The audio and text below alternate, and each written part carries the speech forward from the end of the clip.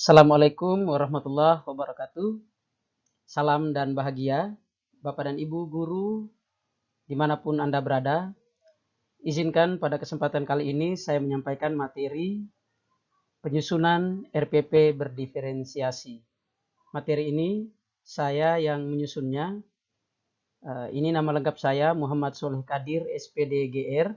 Saya merupakan guru pada SMP Negeri 1 Adonara Timur dan merupakan alumni Pendidikan Guru Penggerak Angkatan 2 Kabupaten Flores Timur, sekaligus merupakan alumni Pendidikan Profesi Guru dalam jabatan Universitas Negeri Jakarta. Nah, materi ini saya susun dalam rangka kegiatan workshop penyusunan RPP berdiferensiasi untuk guru se-Kabupaten Flores Timur, kerjasama pengawas Dinas PKO Kabupaten Flores Timur, dan komunitas guru penggerak Kabupaten Flores Timur. Nah, materi ini saya sampaikan pada hari Selasa sampai Rabu, tanggal 25 sampai 26 Januari 2022 di Kecamatan Solor Barat, Kabupaten Flores Timur. Nah, Bapak dan Ibu sekalian, materi ini disusun berlandaskan yang pertama adalah Permendikbud nomor 22 tahun 2016 tentang standar proses pendidikan dasar dan menengah. Di dalamnya itu mengandung pedoman penyusunan RPP. Semua komponen-komponen dalam RPP disertai dengan hal-hal yang bersifat esensial atau bersifat substansi terkait dengan penyusunan RPP itu ada pada Permendikbud ini. Dan yang kedua, nah filenya bisa diklik pada gambar wajah seperti ini. Dan yang kedua itu pada Permendikbud nomor 37 tahun 2018 tentang KIKD. Nah, Permendikbud inilah yang menjadi sumber referensi kita mengambil kompetensi inti dan kompetensi dasar untuk kita masukkan dalam penyusunan rencana pelaksanaan pembelajaran atau kita kenal dengan RPP. Nah, filenya ada dalam gambar ini. Baik, Bapak dan Ibu sekalian, ya, ini karena tampilannya dalam bentuk presentasi pada saat pemaparan materi, maka sebelum memulai pembelajaran ini, mari kita ice breaking dulu. Semua peserta kami mohon berdiri. Nah, di dalam ini saya juga menyiapkan ada salah satu ice breaking yaitu chicken dance. Oke, kita lanjut saja.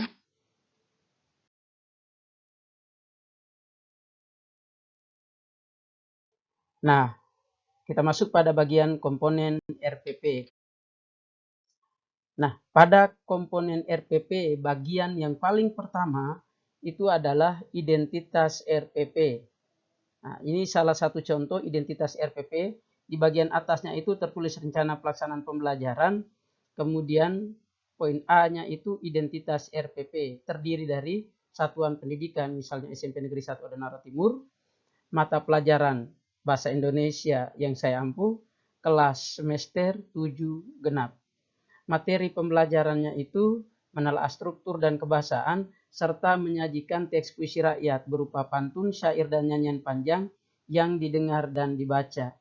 Nah, alokasi waktu itu 3 kali pertemuan, 9 kali 40 menit sama dengan 360 menit. Nah, dari mana kita bisa menentukan materi pembelajaran? Materi pembelajaran ini diambil dari 1 KD pada pengetahuan ditambah 1 KD pada keterampilan. Sehingga kedua KD ini ketika digabungkan itu menjadi materi pembelajaran. Ya, materi pembelajarannya. Pada KD pengetahuan itu contohnya di sini menelaah struktur dan kebahasaan teks puisi rakyat. Sementara itu KD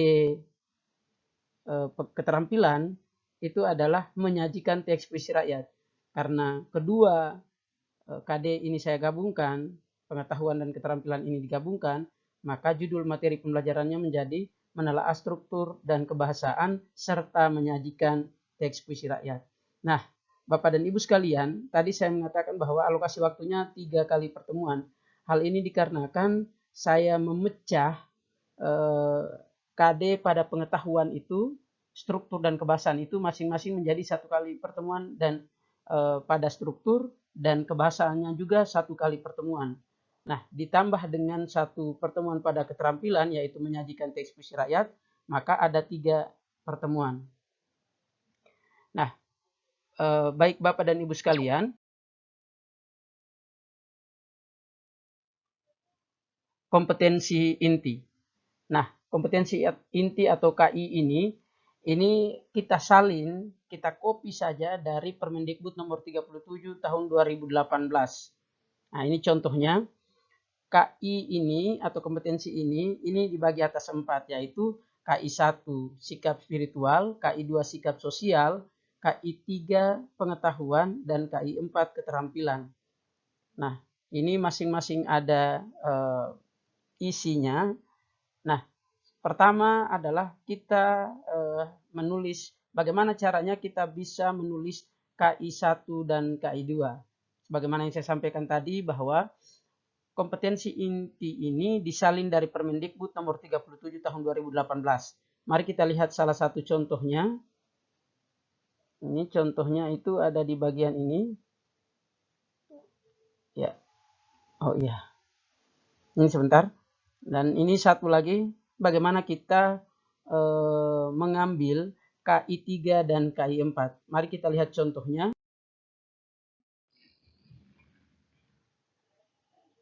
Nah, Bapak dan Ibu sekalian, tadi saya menyatakan KI 1 dan KI 2 itu disalin dari Permendikbud nomor 37 tahun 2018. Kita buka Permendikbudnya, bagian yang menunjukkan adanya KI 1 dan KI 2 itu ditulis dengan menggunakan paragraf. Bentuknya seperti ini. Nah, seperti ini sikap spiritualnya, yaitu menghargai. Kita menyalinnya mulai dari menghargai ajaran agama yang dianutnya sampai yang dianutnya. Nah, kemudian KI 2-nya itu kalimat yang kedua, kompetensi sikap sosial, yaitu menunjukkan perilaku jujur, disiplin, dan lain sebagainya sampai selesai. Nah, gitu. Kemudian salin keduanya lalu masukkan ke RPP. Nah, selanjutnya KI 3 dan KI 4, KI pengetahuan dan KI keterampilan. Nah, berbeda dengan KI 1 dan KI 2 tadi. Kalau KI 1 dan KI 2 itu ditulis menggunakan paragraf, KI 3 dan KI 4 itu ditulis menggunakan tabel seperti ini. Nah, tinggal kita menyalinnya. KI 3 itu pengetahuan dan KI 4 itu keterampilan. Nah, menyalinnya sehingga dimasukkan ke tabel tadi. KI 1, KI 2, KI 3, KI 4. Nah, selanjutnya Bapak dan Ibu sekalian, C, kompetensi dasar dan IPK. Nah, ini yang menjadi materi dasar yang kita ajarkan selama pembelajaran pada RPP ini. Nah, contoh KD-nya itu 3.14 menelaah struktur dan kebahasaan puisi rakyat. Nah, kemudian bagaimana cara membuat KD-nya nanti akan saya tampilkan pada slide berikutnya. Kemudian di sebelahnya itu ada indikator pencapaian kompetensi. Bagaimana merumuskan IPK-nya nanti akan saya jelaskan pada slide berikutnya. Nah, itu tadi pada KD dan IPK pada pertemuan 1. Ini ada pada pertemuan kedua. Kemudian ada lagi pada pertemuan ketiga. 4.14 ini merupakan KD keterampilan. Nah, KD keterampilan ini masuk pada pertemuan ketiga. Berikut IPK-nya. Nah, mari kita lihat cara penulisannya. Nah, KD disalin dari Permendikbud nomor 37 tahun 2018. Berarti masih Permendikbud yang sama dengan KI 1, 2, 3, 4 tadi.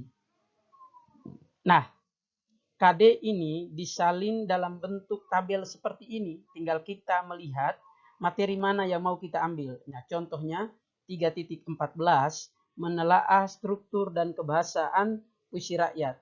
Nah, kemudian untuk KD keterampilannya 4.14. Salin lalu masukkan ke bagian yang tadi. Nah, sekarang yang kedua itu adalah IPK.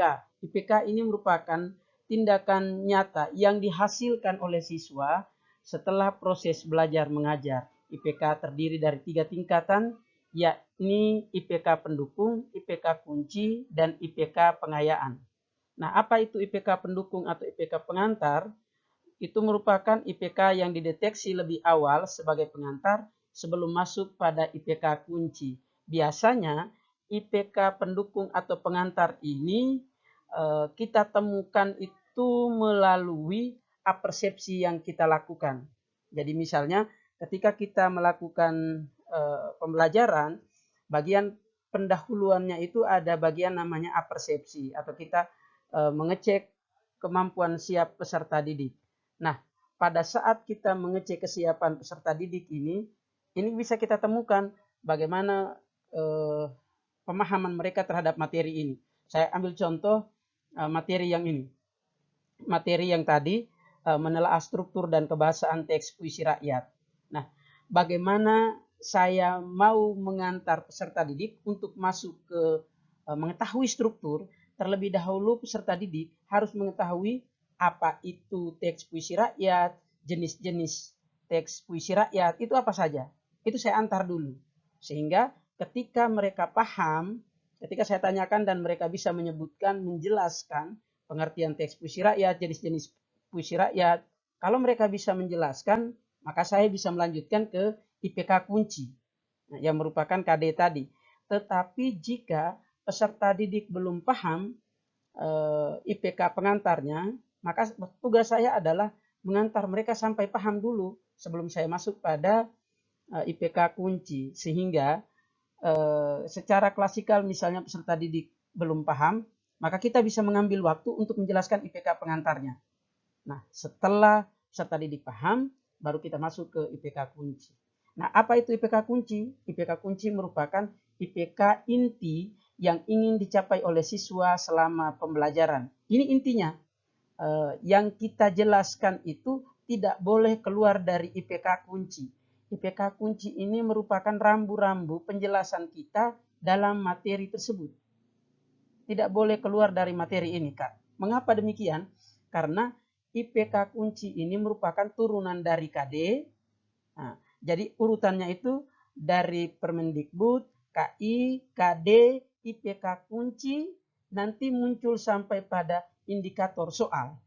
Bahkan ketika kita melakukan bedah atau analisis soal, itu harus muncul IPK kunci.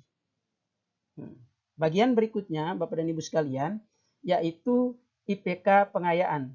IPK pengayaan merupakan IPK tambahan untuk pengembangan tindak lanjut kompetensi yang telah didapatkan peserta didik. Nah, jika peserta didik sudah paham materi IPK pengantar, kemudian mereka juga sudah paham materi IPK kunci, nah kita bisa memberikan IPK pengayaan. Akan tetapi jika sebagian peserta didik belum paham, yang dibuktikan dengan hasil belajar yang belum tuntas, maka kita guru wajib melakukan remedial. Sementara peserta didik yang sudah tuntas kita berikan pengayaan. Nah, materi atau IPK yang kita berikan untuk peserta didik yang sudah lolos KKM tadi, nah, materinya adalah pada IPK pengayaan ini. Oke. Nah, bagaimana alur menyusun IPK? Bapak dan Ibu sekalian, berikut ini pola penyusunan IPK pendukung, IPK kunci, dan IPK pengayaan. Ini misalnya KD-nya, menelaah struktur. Nah, menelaah struktur, kata menelaah ini diturunkan ke dalam IPK menggunakan KKO Anderson. Sehingga kata menelaah ini setelah kita lihat, dia itu masuk pada C4. Nah, kalau kita membuka KKO Anderson, itu dia masuk pada C4. Jadi C1 itu mengingat, C2 itu memahami, C3 itu memeragakan atau menerapkan, C4 itu menganalisis, C5 itu mengevaluasi, dan C6 itu mencipta. Nah, menelaah ini masuk pada C4. Oke. Nah, setelah kita menemukan KKO-nya, KKO-nya menelaah tadi itu kita gantikan dengan menganalisis. Sehingga IPK kuncinya itu menganalisis struktur dan kebahasaan teks puisi rakyat. Nah, kemudian yang berikutnya, sebelum kita menyampaikan IPK kunci, terlebih dahulu kita mencari IPK pendukung atau IPK pengantar. Nah, bagaimana cara membuat IPK pengantar? Adalah kita menghadirkan penjelasan-penjelasan awal untuk mengecek pengetahuan siswa siap terhadap materi IPK kunci tersebut, sehingga bisa kita hadirkan IPK pendukungnya, menjelaskan pengertian, menjelaskan jenis-jenis. Nah, setelah IPK pendukungnya kita hadirkan, kembali fokus pada IPK kunci untuk menghadirkan atau melahirkan IPK pengayaan. Nah, contoh IPK pengayaannya menganalisis struktur teksnya yang kita ganti. Untuk menghasilkan IPK pengayaan, caranya adalah yang pertama bisa meningkatkan dimensi pengetahuannya. Misalnya kalau dari C1 kita naikkan ke C2 untuk IPK pengayaan. C2 bisa kita naikkan ke C3, C3 kita naikkan dan seterusnya sampai C6. Nah, sementara IPK kunci tadi itu ada pada C4, sehingga tinggal kita naikkan menjadi C5 atau C6. Itu alternatif pertama. Alternatif yang kedua bisa kita gunakan yaitu mengganti teks. Nah, teks tadi itu kebetulan yang saya gunakan itu ada 3. Teks syair, teks pantun, dan nyanyian panjang. Saya bisa mengganti teks selain ketiganya itu yaitu teks hureng. Nah, ini disesuaikan dengan lokalitas daerah kontekstualnya. Baik, Bapak dan Ibu sekalian, nah pola ini berlaku untuk KD pengetahuan maupun KD keterampilan. Cara perumusan IPK itu sama, baik itu KD pengetahuan maupun KD keterampilan. Baik, Bapak dan Ibu sekalian, poin D itu tujuan pembelajaran. Nah, tujuan pembelajaran ini diturunkan dari IPK kunci yang tadi sudah kita rumuskan. Nah, tujuan pembelajaran ini harus mengandung komponen A, B, C, D. A itu adalah audiens atau peserta didik, B itu behavior atau perilaku yang diharapkan, C itu condition, kondisi atau alat yang digunakan, dan D itu degree atau tingkat atau ukuran. Nah, contoh perumusannya kita bisa menggunakan pola A, B, C, D juga bisa. Pola yang lain misalnya C, A, B, D. Nah, kebetulan pola yang saya gunakan di sini adalah C, A, B, D. Nah, C-nya adalah dengan menggunakan metode pembelajaran diskusi kelompok. C tadi itu kondisi atau alat.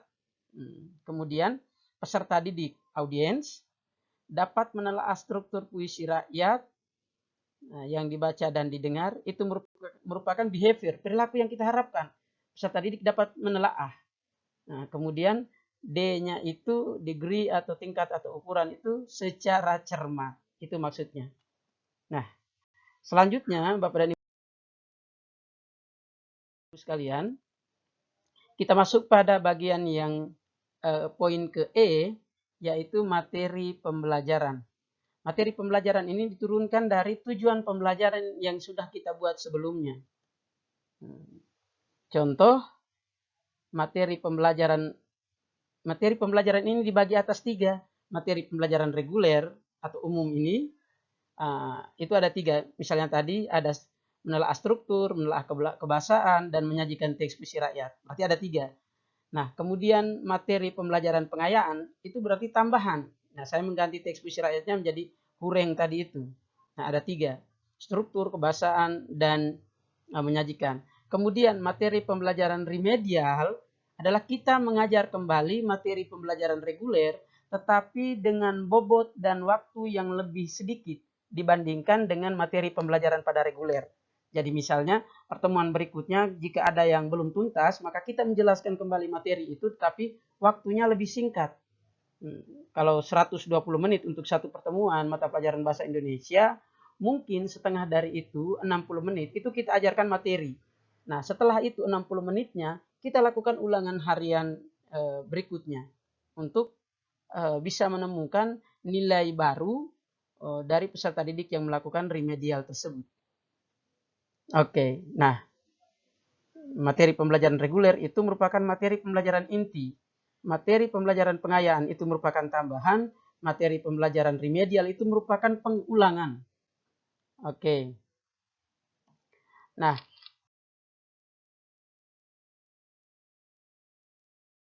Bapak dan Ibu sekalian, poin F itu adalah pendekatan model, strategi, dan metode. Nah, pendekatan model, strategi, dan metode dipilih berdasarkan materi pembelajaran. Contohnya, pendekatan saintifik, itu terdiri dari 5M, mengamati, menanya, mengumpulkan informasi, menalar, dan mengkomunikasikan. Kemudian model pembelajaran ini berdasarkan Permendikbud nomor 22 tahun 2016, itu ada 3 metode model pembelajaran yang dianjurkan, yaitu problem based learning untuk pengetahuan, kemudian ada discovery learning, kemudian untuk keterampilan yang dianjurkan itu adalah project based learning. Nah, ini yang saya gunakan. Nah, perbedaannya itu akan terlihat pada sintak-sintak yang kita gunakan. Contoh, sintak PBL itu untuk pengetahuan itu dimulai dari orientasi peserta didik, kemudian mengorganisasikan peserta didik, membimbing penyelidikan, mengembangkan dan menyajikan hasil karya, dan terakhir menganalisis dan mengevaluasi proses pemecahan masalah. Sementara sintak PJBL-nya beda lagi. Sintak PJBL-nya adalah menentukan pertanyaan mendasar, mendesain perencanaan proyek, menyusun jadwal, memonitor kegiatan dan perkembangan proyek, dan menguji hasil. Sementara itu, Bapak dan Ibu sekalian, strategi yang digunakan adalah pembelajaran berdiferensiasi berbasis kompetensi sosial emosional. Nah, apa saja itu? Yaitu strategi pembelajaran berdiferensiasi berdasarkan konten atau materi ajar, kemudian proses, kemudian yang terakhir adalah produk yang dibuat berdasarkan pemetaan kebutuhan siswa. Nah, berikutnya metode. Metode apa saja yang digunakan dalam pelaksanaan PBM, proses belajar mengajar? Di antaranya ada tanya jawab, kemudian ada curah pendapat, ada ceramah, ada diskusi kelompok, games, dan kuis. Nah, ini yang saya ambil. Bisa saja Bapak dan Ibu mungkin mengambil yang lain, misalnya ada role playing dan lain sebagainya. Simulasi, demonstrasi, dan lain sebagainya. Nah, Bapak dan Ibu sekalian, poin G, media pembelajaran serta alat dan bahan. Media pembelajaran serta alat dan bahan dipilih berdasarkan pendekatan, model, dan metode pembelajaran yang sudah kita bahas pada slide sebelumnya. Nah, contoh, media pembelajaran serta alat dan bahan ini, media pembelajaran ini kita sesuaikan dengan berapa kali pertemuan. Kalau 3 kali pertemuan, maka kita membuat 3 bahan ajar. Bahan ajar umum ini. Baik itu karena 3, maka saya buat itu pertama adalah menelaah struktur. Pertemuan kedua saya buat lagi menelaah kebahasaan, dan pertemuan ketiga menyajikan teks puisi. Nah, Bapak dan Ibu sekalian, bagian yang kedua ini adalah ringkasan materi. Nah, karena kita menggunakan strategi pembelajaran berdiferensiasi, maka bahan ajar yang kita siapkan untuk setiap pertemuan itu lebih dari 1, tepatnya 3. Misalnya, kita menggunakan pendekatan konten, bahan ajarnya ini, ringkasan materinya ini disesuaikan dengan gaya belajar siswa atau profil belajar. Nah, dalam profil belajar itu, siswa dikategorikan dalam 3 kelompok. Ada kelompok audio, ada kelompok visual, dan ada kelompok kinestetis. Nah, kita kemudian membuat konten atau materi ajar atau ringkasan materi itu dalam 3 bentuk ini. Jadi ketika pembelajaran, satu kelompok peserta didik itu kita berikan mereka video pembelajaran. Materi pembelajarannya dalam bentuk video. Mengapa? Karena mereka ini terbiasa atau bisa menyerap materi dengan baik kalau mereka menyaksikannya dalam bentuk tayangan video. Nah, ada peserta didik lain yang mungkin tidak bisa menyaksikan video. Mungkin bagi mereka terlalu cepat. Mereka butuh cermat. Nah, kita bisa berikan bahan ajarnya dalam bentuk teks. Ya, bisa melalui buku teks atau bisa melalui handout yang kita siapkan. Nah, kelompok yang ketiga itu kita berikan dalam bentuk poster misalnya. Dalam bentuk poster yang di dalamnya itu berupa peta konsep. Nah, sehingga peserta didik yang ini mereka tidak belajar dari video, mereka juga tidak belajar dari buku, teks, tetapi mereka belajarnya langsung dari poster. Nah, karena di dalamnya itu ada peta-peta konsep, ada bulatan, anak panah, kemudian bulatan lagi, anak panah. Nah, mungkin mereka bisa terbiasa menerima materi kalau dibuat dalam bentuk itu cepat sekali. Nah, ini anak-anak yang memiliki gaya belajar kinestetis. Oke, nah berikutnya alat dan bahan. Itu lazim biasa, ada laptop, ada proyektor, whiteboard, mading, kertas flip chart, kertas sticky note, spidol, dan lain sebagainya.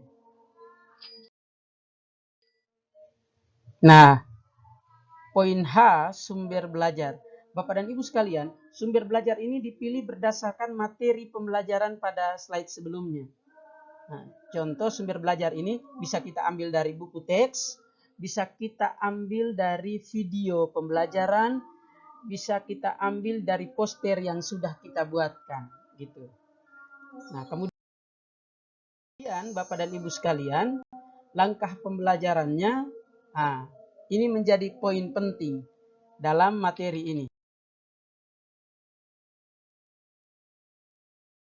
Nah, Bapak dan Ibu sekalian, kita masuk bagian yang berikutnya, yaitu langkah-langkah pembelajaran.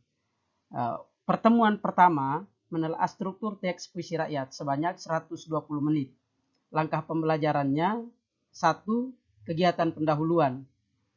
15 menit pertama, yakni saya mulai dengan guru menyampaikan salam ketika masuk ke dalam kelas. Pada saat itu, guru sekaligus bisa melakukan penilaian, baik itu sikap spiritual, kemudian sikap sosialnya santun, kemudian komunikasi, bagaimana peserta didik berkomunikasi dengan kita yang sudah sebagai guru ada dalam kelas, kemudian ada penanaman budaya positif. Nah, budaya positif itu artinya kebiasaan-kebiasaan baik yang dilakukan oleh seseorang atau peserta didik khususnya dalam rangka penanaman nilai-nilai karakter. Nah, budaya positif ini nanti mengantarkan siswa menjadi seorang pribadi menuju pada profil pelajar Pancasila. Nah, yang kedua, setelah guru menyampaikan salam, guru menanyakan kabar peserta didik. Sembari kita guru bisa melakukan penilaian sikap spiritualnya, kemudian peduli, sikap sosialnya, komunikasi, budaya positif. Kemudian salah seorang siswa memimpin doa lalu diikuti oleh siswa lainnya. Nah, ini terdapat nilai spiritual, kemudian nilai toleransi, kemudian nilai berani memimpin doa, tampil di depan, kemudian ada penanaman budaya positif, berdoa sebelum melaksanakan sesuatu, dan pembelajaran sosial emosional. Bapak dan Ibu sekalian, pembelajaran sosial emosional merupakan suatu penanaman nilai karakter dengan tujuan untuk mengembalikan kondisi kejiwaan peserta didik agar bisa menerima materi itu dengan baik. Nah, bisa dilakukan dengan teknik berdoa atau teknik stop. Teknik stop itu dilakukan dengan cara menutup mata, kemudian meletakkan tangan di atas paha, kemudian menarik nafas dalam-dalam, menahan beberapa detik, lalu menghembuskan. Begitu terus sampai kondisi kejiwaannya siap, lalu guru dapat melanjutkan pembelajaran. Nah, berikutnya setelah berdoa adalah siswa guru bisa melakukan presensi terlebih dahulu, mengecek kehadiran siswa. Nah, setelah mengecek kehadiran siswa, siswa mengamati tayangan yang ditampilkan oleh guru pada layar proyektor. Siswa menyanyikan lagu kebangsaan dari Sabang sampai Merauke. Nah, Bapak dan Ibu sekalian, mengapa lagu kebangsaan ini penting untuk muncul dalam kegiatan pendahuluan pada pembelajaran? Karena nilai nasionalisme ini akhir-akhir ini sudah mulai tergerus oleh perkembangan zaman yang semakin maju, sehingga peserta didik, anak-anak khususnya itu tidak terbiasa menyanyikan lagu-lagu nasional, lagu-lagu kebangsaan yang di dalamnya mengandung nilai-nilai nasionalisme. Nah, akibatnya apa? Hari-hari ini kita temukan ada yang keliru menyanyikan lagu kebangsaan, bahkan tidak tahu liriknya, bahkan kalau lagu kebangsaan ini mungkin masih terlalu umum lah. Yang khusus-khusus itu misalnya ada yang sampai tidak menghafal Pancasila, Nah, oleh karena itu, maka penanaman nilai-nilai nasionalisme dalam pembelajaran secara terintegrasi seperti ini perlu dilakukan. Nah, sehingga RPP ini disusun mengharuskan atau memprasyaratkan ada penanaman nilai-nilai nasionalisme seperti ini. Nah, setelah itu, guru dan siswa bertanya jawab tentang kandungan lagu kebangsaan tersebut, lalu para siswa membacakan kesepakatan kelas. Nah, Bapak Ibu sekalian, dalam pembelajaran berdiferensiasi, salah satu budaya positif yang perlu dimunculkan adalah adanya kesepakatan kelas. Kesepakatan kelas itu merupakan aturan yang dibuat oleh guru bersama peserta didik guna melancarkan operasional pembelajaran sehingga efektivitas pembelajaran itu bisa terwujud. Nah, di dalamnya itu mengandung poin-poin kesepakatan tentang aturan-aturan. Contoh, menjaga kebersihan. Nah, minta siswa untuk memberikan poin-poin aturan apa saja selama pembelajaran. Menjaga kebersihan artinya tidak buang sampah sembarangan, tidak mencoret-coret dinding atau meja, dan lain sebagainya. Sehingga selama pelajaran itu, siswa mengingat ini sebagai salah satu payung hukum, salah satu aturan yang sudah disepakati, dan ini dibuat atau disepakati sebelum pembelajaran sebagai salah satu ruang untuk mari, ayo kita semua sepakat kira-kira pelajaran kita ini supaya baik itu kita buat apa. Nah, tertuang dalam kesepakatan kelas ini. Dan kesepakatan kelas ini bisa dilakukan pada pertemuan pertama. Pertemuan pertama bisa dibuat kesepakatan kelas. Pertemuan kedua, pertemuan ketiga itu guru cukup membacakan. Misalnya kalau sudah tertempel di dinding, berarti guru meminta siswa untuk membacakannya saja untuk didengarkan pada siswa yang lain. Nah, atau sudah dibuat dalam bentuk PowerPoint seperti ini, sehingga guru tinggal meminta siswa membacakannya saja. Oke, selanjutnya bagian yang berikut adalah syarat seorang siswa membaca judul materi pembelajaran pada layar proyektor. Nah, Bapak dan Ibu sekalian, aspek yang bisa kita munculkan dalam langkah pembelajaran ini, meminta siswa membacakan judul materi pembelajaran adalah aspek literasi. Kita harus jujur mengakui diri, mengkritik diri bahwa akhir-akhir ini kemampuan literasi dasar peserta didik kita itu masih rendah. Kita harus mengakui itu. Anak seusia SMP bahkan SMA itu ada saja siswa yang belum lancar baca, belum lancar tulis, termasuk belum lancar hitung. Sehingga di dalam pembelajaran materi tayangan-tayangan atau tulisan-tulisan yang ada pada tampilan layar proyektor itu kita minta siswa membacanya, siswa yang membaca. Nah, kalau budaya ini kita munculkan setiap hari, setiap saat, maka siswa juga memiliki rasa tanggung jawab untuk melatih membaca di rumah, sehingga ketika diminta untuk membaca di kelas, itu mereka tidak lagi merasa kesulitan. Nah, itu. Kemudian, guru bersama siswa bertanya jawab tentang materi pembelajaran tersebut, mengaitkannya dengan materi pembelajaran sebelumnya, atau mengecek pengetahuan siap siswa. Nah, pada bagian inilah IPK pengantar tadi yang sudah kita rumuskan tadi, ini bisa kita dorong, tanya mereka, pancing mereka, upayakan untuk mereka bisa menuntaskan IPK pengantar ini. Nah, kalau IPK pengantar ini sudah tuntas, baru kita masuk pada penjelasan materi yang berkaitan dengan IPK kunci. Nah, Bapak dan Ibu sekalian, bagian yang berikutnya adalah guru memberikan motivasi. Setelah apersepsi, bagian yang berikutnya adalah motivasi dari guru tentang pentingnya materi pembelajaran hari itu dalam kehidupan sehari-hari. Misalnya materi tadi, anak bisa menelaah struktur pantun. Anak-anak kita harus bisa menelaah struktur pantun supaya kalau strukturnya kita sudah tahu, maka kita akan mudah menulis pantun. Dan kalau kita sudah menulis pantun dengan mudah, maka kita bisa menggunakan pantun itu untuk berbagai keperluan. Contohnya ketika berpidato, bisa kita gunakan pantun. Atau khusus untuk di daerah seperti Lamaholot ini, bisa kita gunakan pantun itu pada saat acara-acara misalnya tarian daerah, dolo-dolo. Pantun bisa kita gunakan.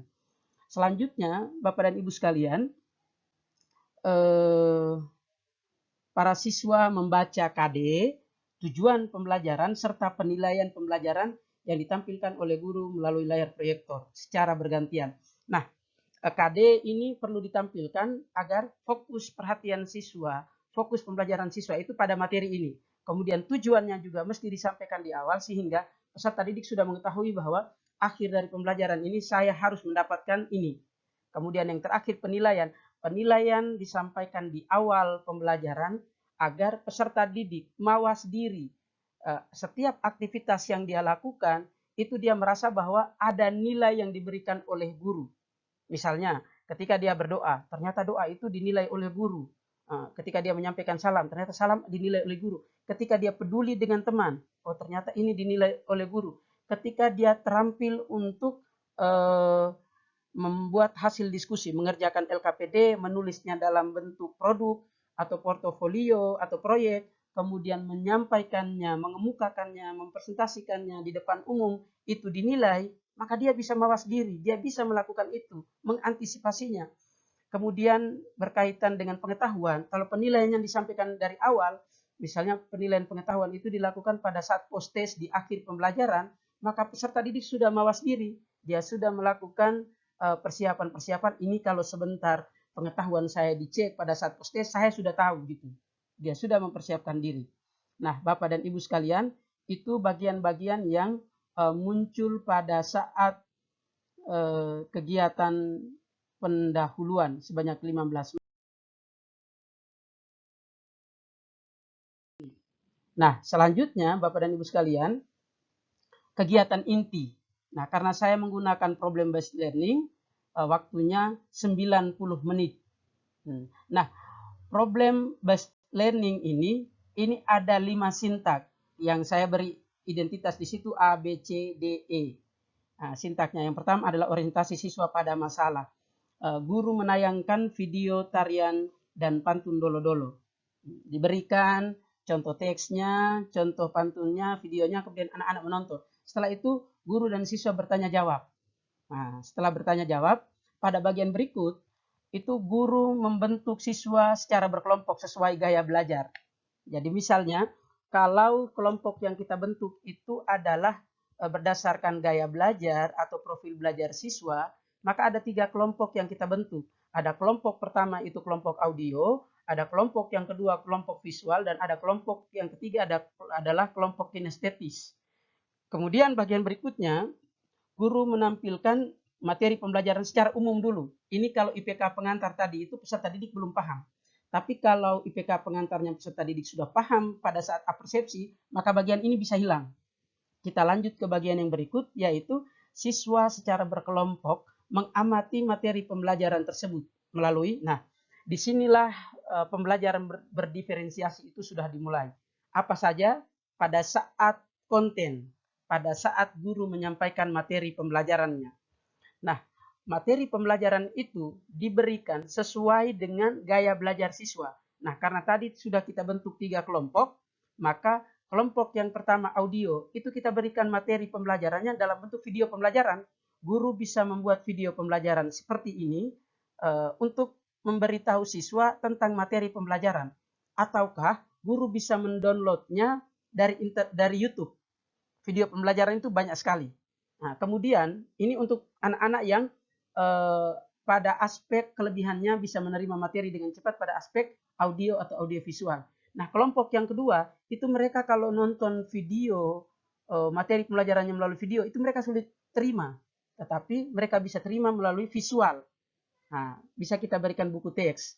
Nah, mungkin di saat mereka membaca ada bagian-bagian tertentu yang harus mereka cermati sekali, maka mereka bisa membacanya dalam tempo yang lambat atau bisa mengulangi kembali. Begitu.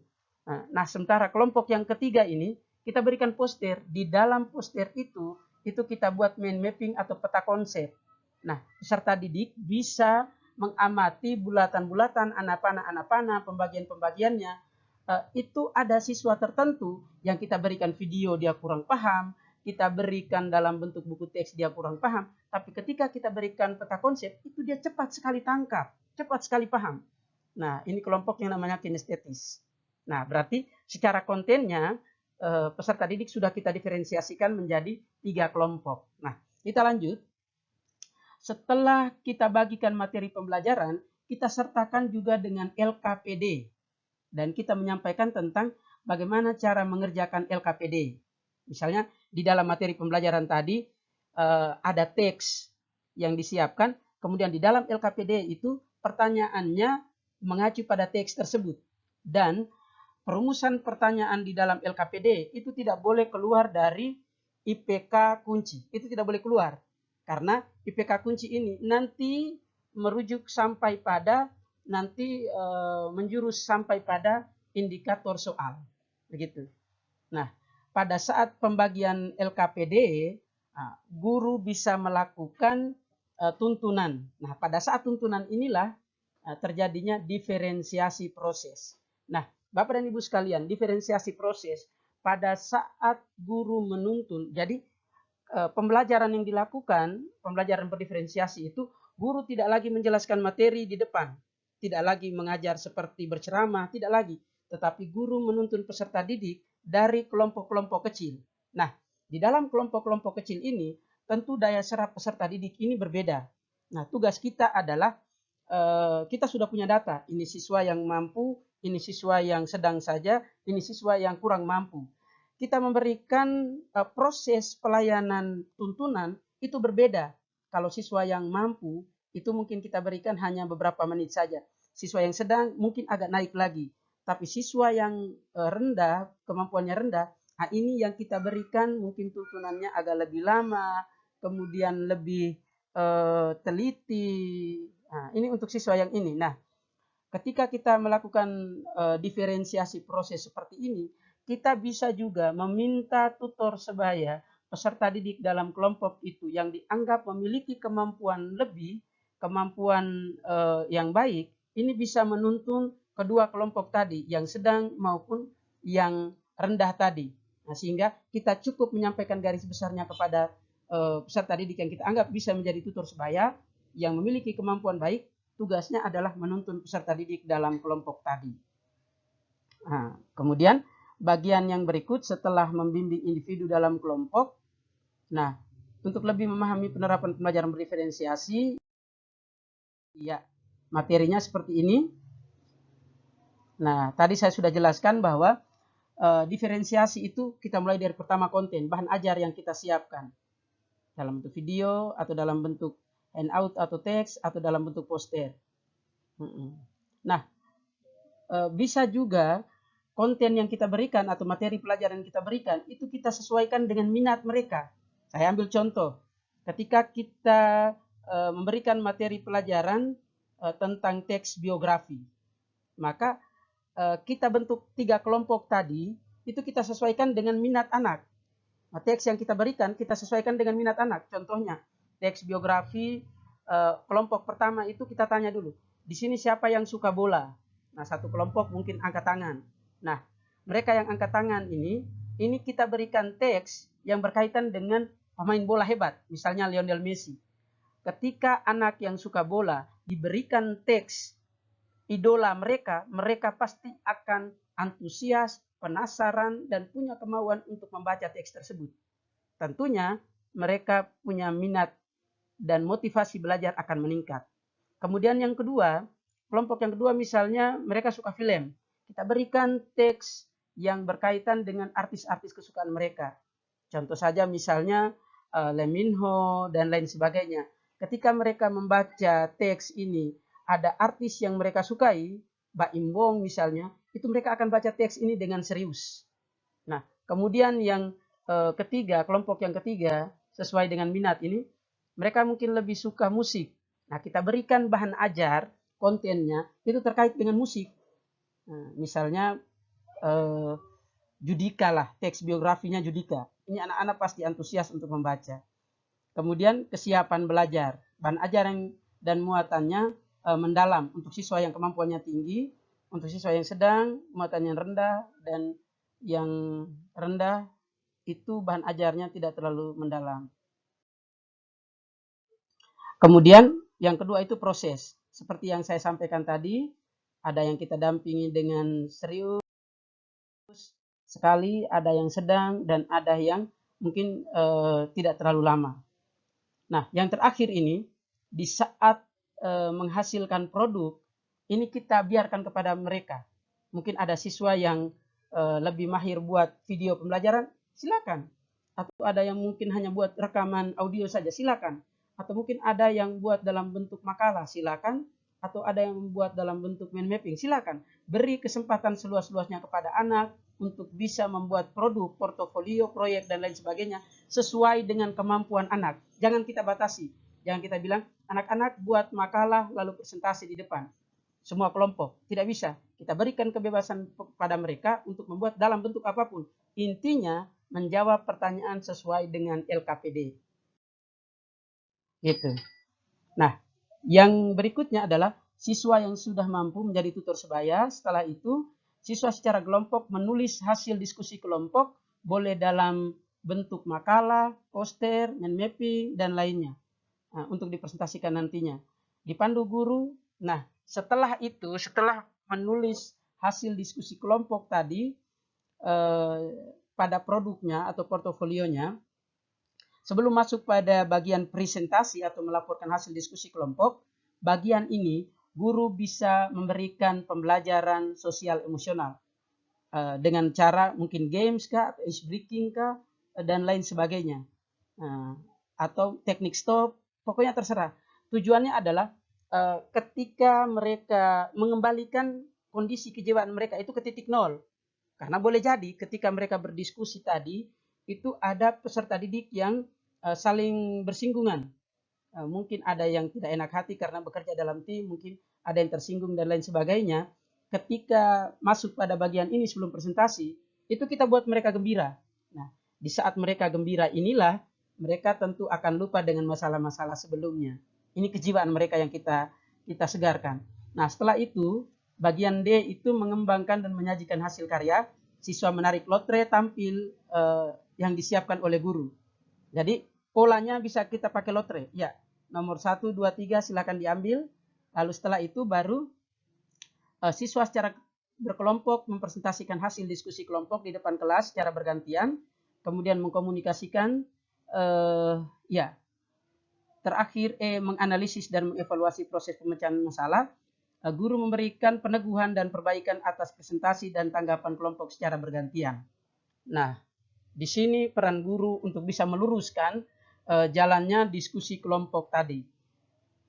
Nah, kegiatan penutup. Kita masuk pada kegiatan penutup. Yaitu pertama, guru melakukan post-test.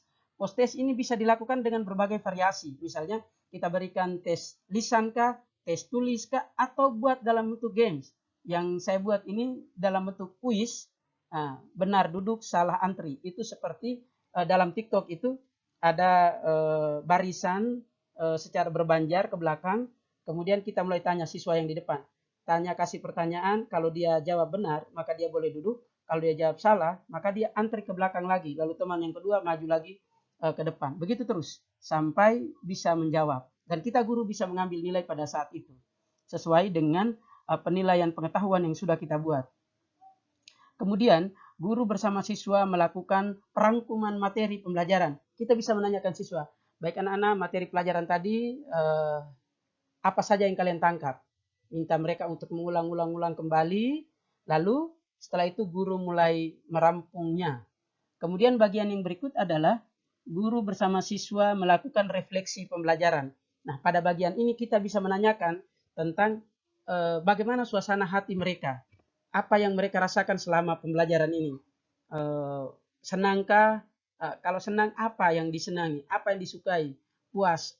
Mungkin apa yang membuat mereka puas? Gitu. Ditanyakan supaya ini juga menjadi bahan refleksi untuk kita guru untuk mengemas pembelajaran menjadi lebih menarik lagi.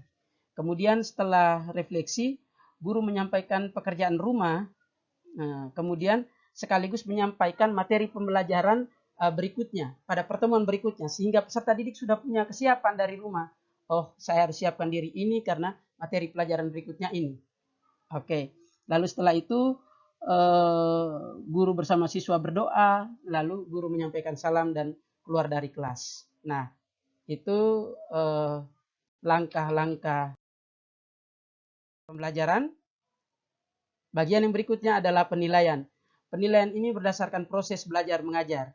Ini contoh dapat dilihat pada dokumen berikut. Nah, Penilaian pembelajaran misalnya pada aspek sikap spiritual. Yang kita nilai itu apa? Pada saat salam masuk, kemudian pada saat doa pembuka, pada saat doa penutup, dan salam penutup.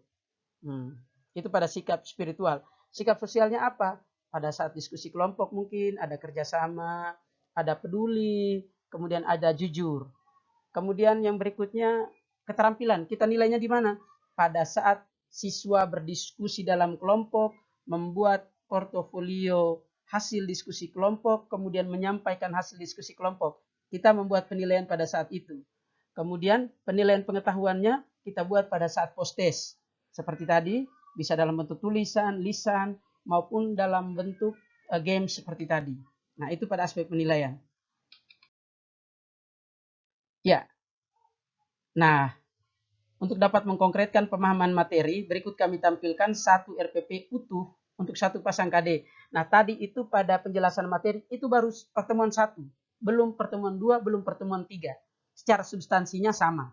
Mungkin beda kalau model pembelajaran yang beda, misalnya pada pengetahuan saya menggunakan PBL, pada keterampilan saya menggunakan PJBL, maka perbedaannya itu hanya pada sintak-sintaknya saja. Itu bisa disaksikan pada file yang ini. Oke, di akhir pembelajaran ini kuis. Oke, nah.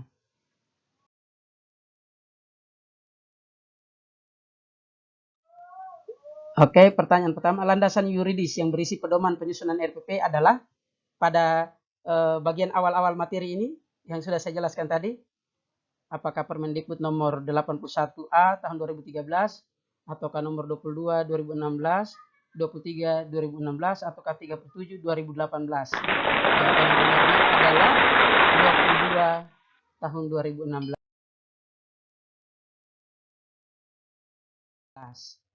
Berikutnya landasan yuridis yang berisi KI dan KD. Itu pada mana? Ya, pada Permendikbud nomor 37 tahun 2018. Nah, bagian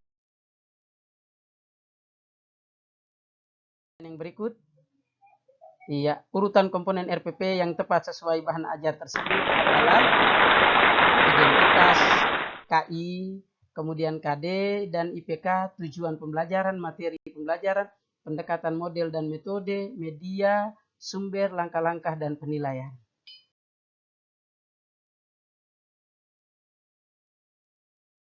Oke, perhatikan kutipan berikut.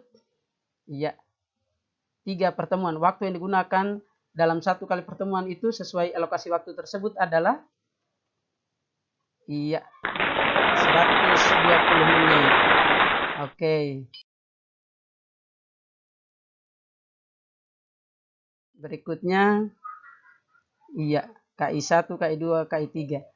KI4, kompetensi inti yang dapat dicapai melalui aktivitas siswa menganalisis struktur teks dalam diskusi kelompok sesuai kutipan tersebut adalah apa yang kita dapatkan. KI mana? KI keterampilan. Aktivitas kan? Itu berdiskusi dalam kelompok.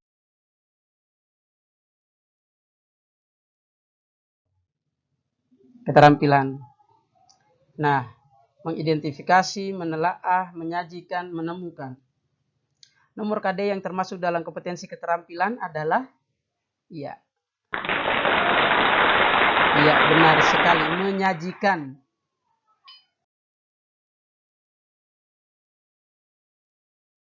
Kemudian nomor yang menunjukkan penggunaan kata kerja operasional dalam ranah kognitif C6 HOTS. Apakah mencipta, membandingkan, menilai, menganalisis? Iya, benar sekali. Iya, mencipta.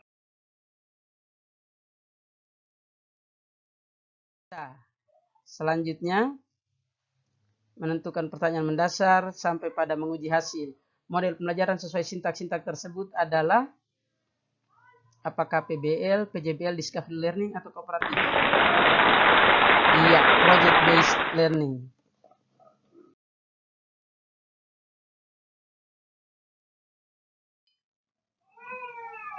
Iya, diferensiasi yang sesuai dengan 3 ringkasan materi tersebut. Ada video, artikel, dan poster. Itu diferensiasi apa? Iya, diferensiasi konten.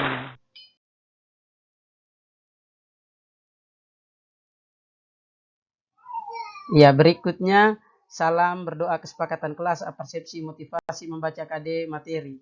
Nomor-nomor yang menandakan adanya budaya positif pada langkah pelajaran pendahuluan tersebut adalah salam, berdoa, kesepakatan kelas. Iya, benar sekali.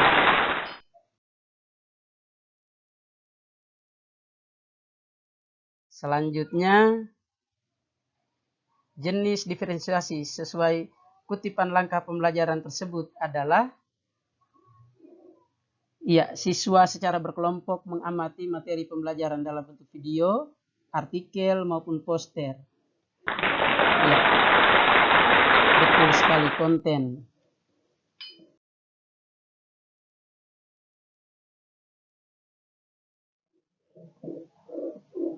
Iya, masih sama, siswa secara berkelompok mengamati.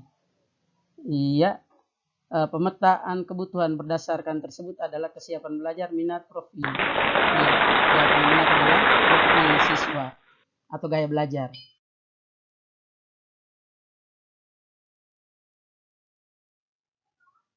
Kemudian 13, siswa yang sudah paham materi dapat menjadi tutor sebaya bagi teman. Sintak PBL langkah pembelajaran tersebut adalah membimbing individual dan kelompok.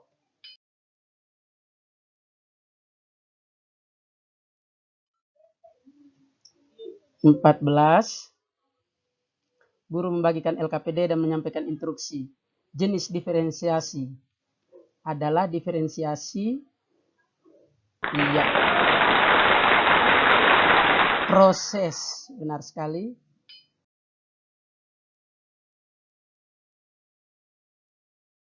Dan berikutnya, guru membagikan LKPD. Pemetaan kebutuhan adalah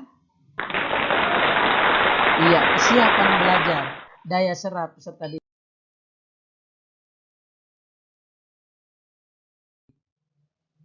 siswa secara berkelompok menuliskan hasil diskusi kelompok. Ya, jenis diferensiasinya adalah diferensiasi, benar sekali, produk.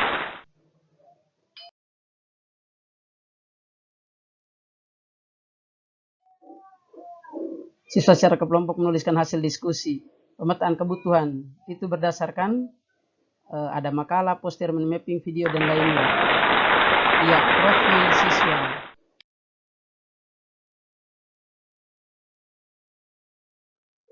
Oke, siswa secara berkelompok menanggapi hasil presentasi. Itu termasuk jenis diferensiasi proses, ya.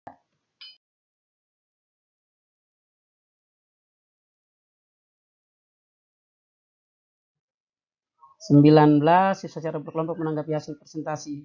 Pemetaan kebutuhan siswa sesuai kutipan tersebut adalah berdasarkan, benar sekali, kesiapan belajar.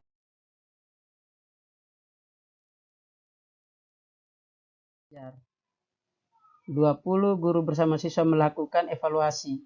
Benar, duduk, salah, antri. Jenis penilaian berdasarkan kutipan tersebut adalah penilaian pengetahuan.